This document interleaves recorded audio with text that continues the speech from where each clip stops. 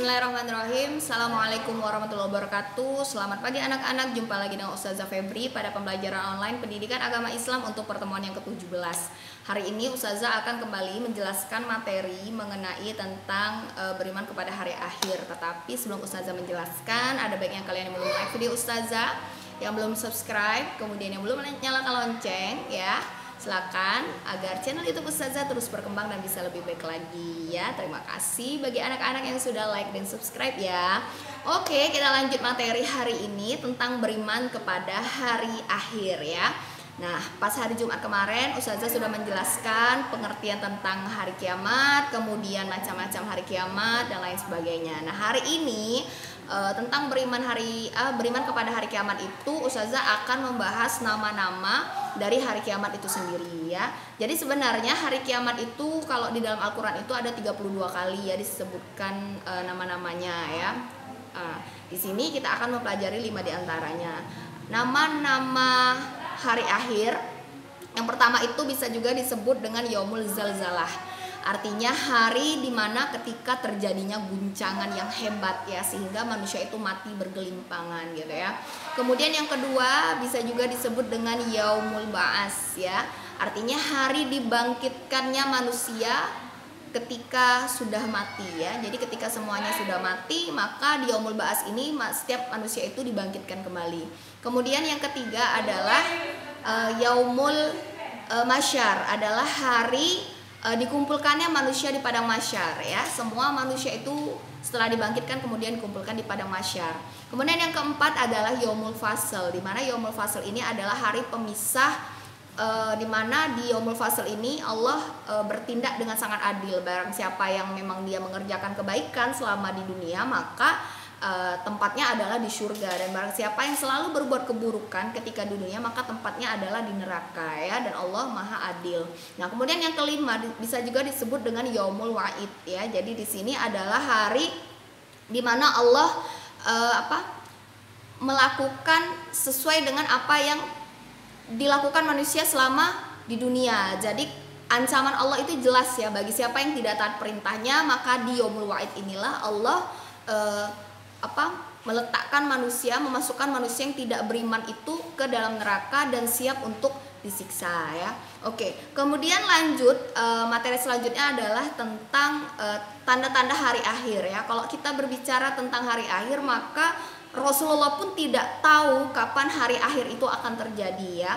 Maka yang Rasulullah tahu adalah tanda-tandanya. Jadi tanda-tanda hari akhir itu ada dua. Yang pertama tanda-tanda kecil, kemudian yang kedua adalah tanda-tanda besar ya. Kalau tanda-tanda kecil itu sama seperti yang Ustazah jelaskan di hari Jumat kemarin, lebih kepada misalnya yang pertama terjadinya bencana alam, tsunami, banjir, tanah longsor dan lain sebagainya. Kemudian yang kedua, pembunuhan itu terjadi di mana-mana ya, pembunuhan seperti itu, atau perbuatan-perbuatan tercela lainnya seperti miras, judi dan lain sebagainya. Kemudian yang ketiga adalah salah satunya di mana setiap manusia itu menganggap ilmu agama itu sudah tidak penting. Nah, itu sudah termasuk ke dalam tanda-tanda kecil hari kiamat. Nah, kemudian tanda-tanda besar hari kiamat itu banyak ya dijelaskan, disebutkan di dalam Al-Qur'an. Misalnya yang pertama matahari terbit dari barat, kemudian munculnya dabbah gitu ya, hewan melata. Kemudian yang ketiga munculnya bangsa Ya'juj Ma'juj ya. Yang perlu kalian ketahui bahwa Ya'juj Ma'juj ini adalah bangsa yang selalu melakukan kerusakan di muka bumi. Kemudian adanya Imam Mahdi ya, yang nanti ketika hari kiamat akan bertempur ya dengan Dajjal. Dan yang jelas ketika hari kiamat, tanda-tanda besar akan terjadinya hari kiamat ya kubro itu adalah munculnya Dajjal ya. Nauzubillah, semoga kita terhindar dari fitnah Dajjal ini. Nah, kemudian selanjutnya adalah perilaku yang mencerminkan beriman kepada hari akhir ya. Ini juga sudah Ustazah jelaskan bagaimana dunia ini adalah sementara ya. Jadi bagaimana kita mempersiapkan amal kebaikan selama kita di dunia untuk bekal kita di akhirat nanti. Jadi tugas kita adalah ya kita selalu berbuat kebaikan, misalnya menambah kadar keimanan kita dengan cara memperbanyak ibadah gitu ya. Kita rajin sholat, mengaji, kemudian tidak lupa untuk berbakti kepada orang tua, kemudian sopan santun kepada guru, dan bisa juga dengan saling menyayangi ya dengan hewan-hewan ciptaan hewan, tumbuhan ciptaan Allah yang lainnya juga disayangi seperti itu. Nah, oke.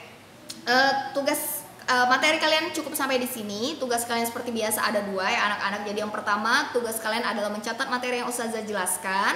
Jadi kalian bisa ambil poin-poin penting, tetapi yang perlu kalian ingat, walaupun poin-poin penting yang kalian ambil, tapi jangan terlalu sedikit ya catatan kalian. Poin penting tapi tetap memperhatikan catatan itu lengkap seperti itu. Kemudian tugas yang kedua adalah 10 soal isian. Kalian bisa kerjakan di buku tulis ya. Nah, boleh kalian catat soalnya, Ustazah diktikan ya. Oke, untuk yang pertama, soal yang pertama, apa yang dimaksud dengan hari akhir? Titik-titik. Oke, udah siap. Yang kedua, hari akhir atau yaumul akhir itu dibagi menjadi 2 ya, atau hari kiamat. Hari kiamat itu dibagi menjadi 2, kiamat titik-titik dan kiamat titik-titik. Nah, kalian jelaskan, oke? Oke. Soal yang ketiga, apa yang dimaksud dengan kiamat sugro? Udah? Oke. Yang keempat, apa yang dimaksud dengan kiamat kubro? Udah? Oke. Kemudian yang kelima, surat Al-Qari'ah ayat berapakah yang menjelaskan tentang hari kiamat? Udah?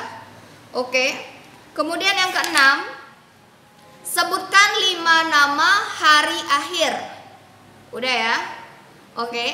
Kemudian yang ketujuh, sebutkan tanda-tanda kecil hari akhir atau hari kiamat. Yang kedelapan, sebutkan tanda-tanda besar hari kiamat. Udah ya. Soal yang kesembilan, sebutkan contoh perilaku yang mencerminkan sikap beriman kepada hari akhir. Udah. Kemudian soal yang terakhir, soal yang ke-10, apa yang dimaksud dengan setiap yang bernyawa pasti akan mati? Udah ya. Oke. Sama, jadi yang pertama tugas mencatat, kemudian yang kedua adalah 10 soal isian. Itu kalian kerjakan di buku tulis agama. Jangan lupa setiap lembarnya kalian kasih nama, kasih kelas, kasih tanggal. Tulisan kalian rapi. Kalau misalkan kalian salah, kalian boleh coret 1, tidak usah pakai tip X ya, biar lebih bersih ya. Itu saja materi dan tugas hari ini.